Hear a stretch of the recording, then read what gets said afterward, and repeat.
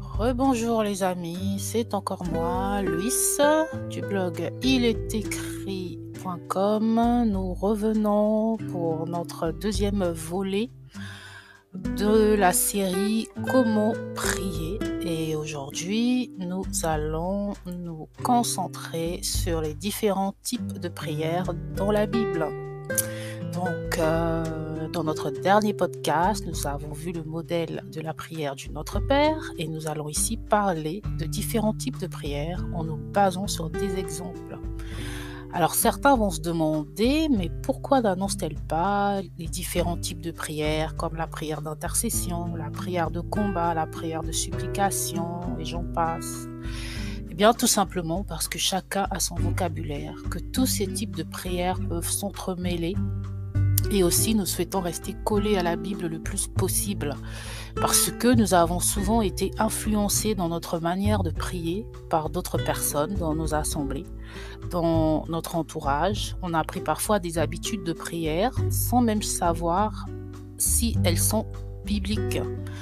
On pense que si on ne finit pas par un amen, ça ne valide pas la prière, par exemple. Donc, si dans les exemples que je prends, on pourra qualifier telle prière d'intercession et une autre de supplication, tant mieux, ce n'est que du vocabulaire. Et dans le souci de ne pas non plus vous transmettre des choses plus relevant de la tradition que de la parole de Dieu, je préfère aborder différents types de prières en visitant des prières faites par des personnages bibliques. Marc chapitre 7 au verset 9 nous dit, je cite, « Il leur dit encore, vous anéantissez fort bien le commandement de Dieu pour garder votre tradition. » Là, c'est Jésus qui parle. C'était peut-être pas dans le même contexte que nous allons évoquer aujourd'hui, mais le sujet de la prière est quand même délicat parce que je pense qu'il serait maladroit de dire tu dois prier comme ci ou comme ça et d'enfermer les gens dans un carcan qui ne leur donne pas la liberté que Dieu veut que nous ayons en lui. Et je le répète encore, la prière doit être guidée par l'Esprit. Et quand on ne sait pas comment présenter un sujet au Père, eh bien sa parole peut nous servir d'exemple. Alors c'est parti pour notre petite virée biblique.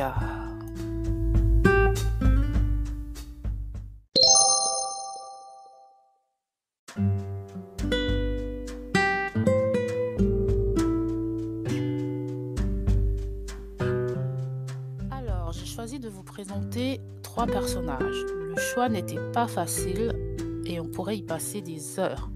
Mais il a fallu faire des choix.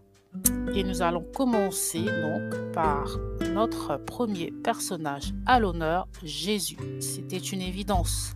Puisque c'est la star des stars, nous allons voir 2 exemples de prière.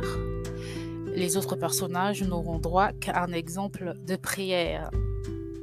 Voilà, donc nous commençons par Luc 22 au verset 40 à 46. Il est écrit, « Et quand il fut arrivé dans ce lieu, il leur dit, « Priez afin que vous ne tombiez pas dans la tentation. » Alors il s'éloigna d'eux d'environ d'un jet de pierre.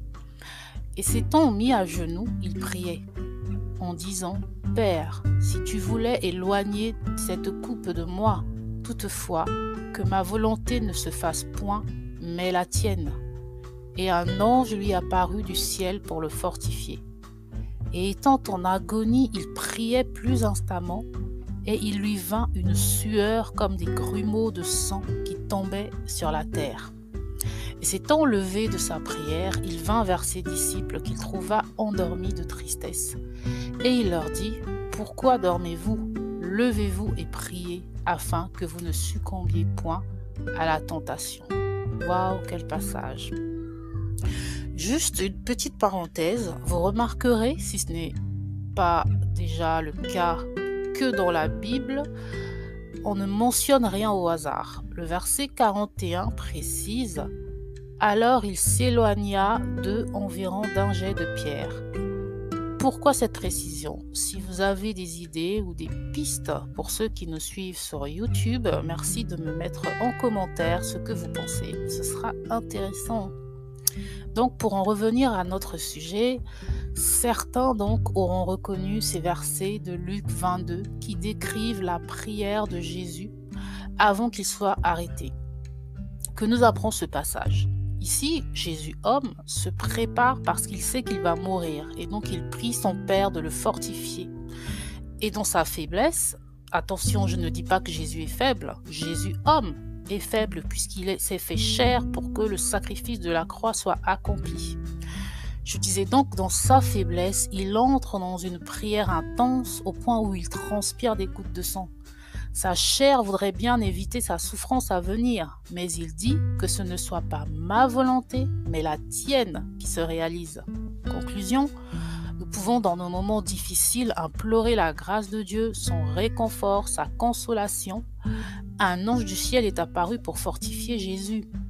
N'ayons donc pas peur de dire à notre Père nos craintes. Il est assez bon et puissant pour nous fortifier et nous relever. Et aussi dans ce passage, on apprend la persistance de Jésus, ou plutôt sa persévérance. Notez qu'avant de grandes épreuves ou étapes dans sa vie, Jésus se retirait souvent pour prier. Nous devons adopter le même principe que lui, notre modèle, notre héros. Passer du temps dans la prière, dans la présence de Dieu, nous redonne des forces, nous fortifie et nous arme pour les combats à venir. Alors, je ne sais pas quel nom vous donner à ce type de prière, mais c'est un bel exemple qui dit comment et à la fois pourquoi prier. Reconnaître sa faiblesse devant le Père, accepter sa volonté et se laisser fortifier par lui. Remarquez également, on précise qu'il priait à genoux. Ce n'est pas une obligation de prier à genoux. On peut le faire debout, assis ou même couché.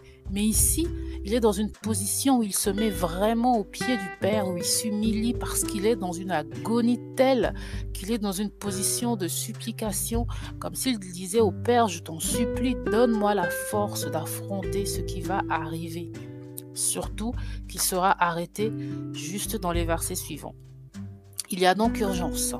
Donc voilà pour ce premier exemple. Le deuxième exemple que j'ai choisi est dans Luc 23 au verset 34. C'est juste un seul verset qui dit « Père, pardonne-leur, ils ne savent pas ce qu'ils font ». Certains vont arguer qu'il ne s'agit pas d'une prière, c'est une phrase comme ça. Laissez que je vous dise, que je vous explique et après vous pourrez en juger. Donc Jésus est à la croix, il est sur le point de mourir, il ne se plaint pas, il ne se lamente pas, il n'insulte même pas ses bourreaux. Je ne sais pas si vous vous rendez compte la douleur physique qu'il éprouve étant cloué en l'air et surtout qu'il a été frappé et maltraité. Et dans toute cette agonie, il dit « Père, pardonne-leur, ils ne savent pas ce qu'ils font ». C'est juste waouh. Il plaide en faveur de ceux qui l'accusent. C'est une prière parce qu'à lui seul, ce verset témoigne de l'amour infini de Jésus pour nous. Il demande à Dieu de nous pardonner. Et quel est son argument? Ils ne savent pas ce qu'ils font. Je dirais même qu'il plaide la folie.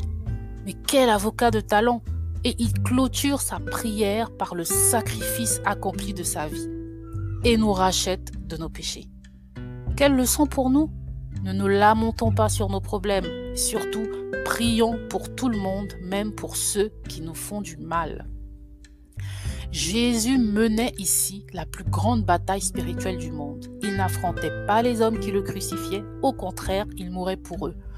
Au même titre, nous aussi dans nos combats, ne nous battons pas contre les hommes, mais battons-nous dans la prière car le combat est avant tout spirituel. C'est la prière la plus belle, la plus courte peut-être, mais la plus complète, parfaite de la parole. Je vous laisse en juger. Voilà donc pour nos deux exemples. Il y a aussi beaucoup à dire sur les prières de Jésus, notamment lorsqu'il prie pour les malades ou chasse des esprits, mais je pense que c'est un sujet qui ne saurait traiter en 5 minutes et je vous invite à relire les évangiles et vous jugerez par vous-même de la puissance de ces prières d'autorité de notre Maître Jésus. Alors, notre deuxième personnage, j'ai nommé David. Après Jésus, il s'agirait du personnage le plus cité dans la Bible. Je n'ai pas compté, donc je parle au conditionnel, au cas où ce que je dis serait faux, mais ça me semble plausible même très. Alors, je voulais vous présenter le psaume 51, mais c'est un psaume, je pense, qui mérite un podcast à lui tout seul. Donc, j'ai plutôt choisi de vous présenter Samuel 2, au chapitre 7, 2 Samuel chapitre 7, versets 18 à 29. Oui, je sais, il est tout aussi riche que le psaume 51, mais je ne vais lire que le début et vous inviter à lire la suite dans vos Bibles. Mais ce n'est pas si long, je vous rassure. Mais il faut bien que je vous donne des raisons d'ouvrir vos Bibles, n'est-ce pas? Alors, je vais lire du verset 18 au verset 22. Alors le roi David entra et se tint debout devant l'Éternel et dit : Qui suis-je, Seigneur éternel, et quelle est ma maison que tu m'as fait parvenir où je suis ? Encore cela t'a-t-il paru peu de choses, Seigneur éternel ? Tu as même parlé de la maison de ton serviteur pour le temps à venir. Est-ce là la manière d'agir des hommes, Seigneur éternel ? Et que te pourrait dire de plus David ? Car Seigneur éternel, tu connais ton serviteur. C'est à cause de ta parole et selon ton cœur que tu as fait toutes ces grandes choses et les as fait connaître à ton serviteur. Aussi tu es grand, éternel Dieu, car nul n'est comme toi. Il n'y a point d'autre Dieu que toi, selon tout ce que nous avons entendu de nos oreilles. Et je cite aussi le dernier verset du passage, qui est le 29, qui dit : Maintenant donc, Seigneur éternel, tu es Dieu, et tes paroles sont véritables. Or, tu as promis à ton serviteur de lui faire du bien. Veuille donc maintenant bénir la maison de ton serviteur, afin qu'elle subsiste éternellement devant toi, car tu l'as dit, Seigneur éternel, et la maison de ton serviteur sera bénie de ta bénédiction à jamais. Dans ce chapitre, pour nous remettre dans le contexte, David veut construire une maison à l'Éternel. Pour plus de détails, vous pouvez lire l'ensemble du chapitre ou l'ensemble du livre. Donc, le prophète Nathan vient le voir pour lui délivrer un message de la part de Dieu. Et c'est en réponse à ce message que David fait cette prière. Il s'agit d'un message où Dieu lui faisait des promesses sur lui, pour lui et pour sa postérité. Donc, que nous apprend ce passage ? David est touché par les promesses de Dieu et il le glorifie, en rappelant ce qu'il a fait pour lui et sa famille. Vous verrez aussi dans les versets suivants qu'il rappelle également ce que Dieu a fait pour Israël. Il le glorifie et le remercie pour toutes ces choses. Nous pouvons, à l'exemple de David, lors de nos prières, rappeler tout ce que Dieu a fait pour nous. C'est une façon de le remercier, de le louer. On reconnaît, on témoigne de son impact dans nos vies. Cela nous permet à nous aussi de nous rappeler qu'il est fidèle en toutes choses. Il faut montrer au Seigneur qu'on nous lui sommes reconnaissants. Cela lui est agréable. Si nous sommes capables d'être reconnaissants envers des hommes et le manifester, alors soyons-le doublement ou triplement ou même infiniment envers notre Père céleste. Donc, j'aimerais relire les derniers versets de ce passage, les versets 28 et 29. Maintenant donc, Seigneur éternel, tu es Dieu, et tes paroles sont véritables. Or tu as promis à ton serviteur de lui faire ce bien. Veuille donc maintenant bénir la maison de ton serviteur, afin qu'elle subsiste éternellement devant toi, car tu l'as dit, Seigneur éternel, et la maison de ton serviteur sera bénie de ta bénédiction à jamais. Il lui dit en gros, tu es Dieu, tu es puissant. Tu as dit que tu vas me bénir, alors qu'il en soit selon ta volonté. Quand je lis ce passage, je vois aussi un autre aspect. Il y a eu un dialogue. Bien sûr, il y a eu un intermédiaire qui est le prophète Nathan qui a rapporté le message à David. Mais ce passage nous rappelle que prier, ce n'est pas un monologue, mais un dialogue. Il faut apprendre à donner à Dieu des temps de silence où il pourra s'exprimer et nous communiquer sa pensée. Et nous pouvons même ensuite lui répondre comme l'a fait David. Et après, vous me direz, mais comment entendre la voix de Dieu, comment répondre si on ne peut pas entendre la voix de Dieu, eh bien, cela pourra faire l'objet d'un autre podcast. Mais comme je vous l'ai dit, plus vous resterez plongé dans les Écritures, plus vous apprendrez à reconnaître la voix de Dieu. Voilà. Nous allons ensuite passer à notre troisième personnage et j'ai nommé Anne dans 1 Samuel chapitre 1 versets 9 à 15.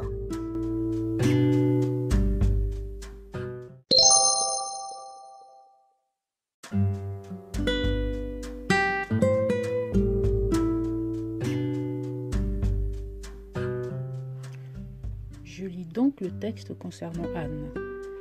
Après avoir mangé et bu à Silo, Anne se leva, et Élie le sacrificateur était assis sur son siège, auprès d'un des poteaux du temple de l'Éternel. Elle donc, l'âme pleine d'amertume, pria l'Éternel en répandant beaucoup de larmes. Et elle fit un vœu et dit, l'Éternel des armées, si tu daignes regarder l'affliction de ta servante, si tu te souviens de moi, si tu n'oublies point ta servante, et si tu donnes à ta servante un enfant mâle, je le donnerai à l'Éternel pour tous les jours de sa vie, et le rasoir ne passera point sur sa tête. Et comme elle prolongeait sa prière devant l'Éternel, Élie observait sa bouche. Or Anne parlait dans son cœur, remuant seulement ses lèvres, et l'on n'entendait point sa voix. Élie crut donc qu'elle était ivre, et Élie lui dit, « Jusqu'à quand seras-tu ivre ? Va faire passer ton vin. » Mais Anne répondit et dit, « Non, mon Seigneur, je suis une femme affligée en son esprit, je n'ai bu ni vin, ni boisson forte, mais je répandais mon âme devant l'Éternel. » Pour commencer, petite parenthèse, vous noterez au verset 11, elle dit, « Et le rasoir ne passera point sur sa tête. » Pourquoi Anne fait-elle cette étrange promesse à Dieu ? Vous pouvez me laisser en commentaire vos réponses. Petite joie de la lecture de la Bible, on s'amuse à comprendre en cherchant. Donc pour en revenir au texte, Anne est une femme mariée qui n'a pas d'enfant. Sa coépouse ou seconde femme de son mari avait elle des enfants et c'est une situation qui peinait grandement Anne. C'est donc dans ce contexte de désespoir que Anne a fait cette prière. Ce passage nous révèle qu'elle va prier au temple et pleure devant l'Éternel. Elle lui demande de se souvenir d'elle et lui fait une promesse, « Donne-moi un fils et il te servira », tout simplement. Elle est dans un état d'affliction tel que le sacrificateur la croit ivre. Elle s'est simplement laissée aller devant le Père. Que nous apprend cette prière ? Nous pouvons pleurer, oui, pleurer devant Dieu et nous confier à lui, être sincère, être transparent. Il ne faut pas avoir peur de se laisser aller dans nos expressions et lui, il promet de nous délivrer, quel que soit ce que nous présentons, quels que soient les problèmes que nous présentons devant lui, il est assez fidèle pour nous délivrer de ces problèmes. Et Anne, en fait, elle lui promet de lui dédier son fils. On apprendra par la suite que sa prière lui sera accordée. Je vous conseille vraiment de relire le passage dans 1 Samuel. Elle dit à Dieu qu'elle lui donnera un serviteur. Donne-moi un fils et il l'œuvrera pour ton royaume. On peut penser que c'est une sorte de troc ou de négociation avec Dieu, mais ce n'est pas le cas. Je pense que Dieu a été touché par la douleur et par la sincérité d'Anne et qu'il a vu cela comme un sacrifice en son honneur. Dieu connaît nos cœurs. Il savait que Anne tiendrait parole lorsqu'elle lui a fait cette promesse. En réalité, son fils vivra loin d'elle puisqu'il servira dans le temple. Et à ce moment-là, Anne ne savait pas qu'elle aurait d'autres enfants. Elle a demandé un fils à Dieu et non 2 ou 3 enfants.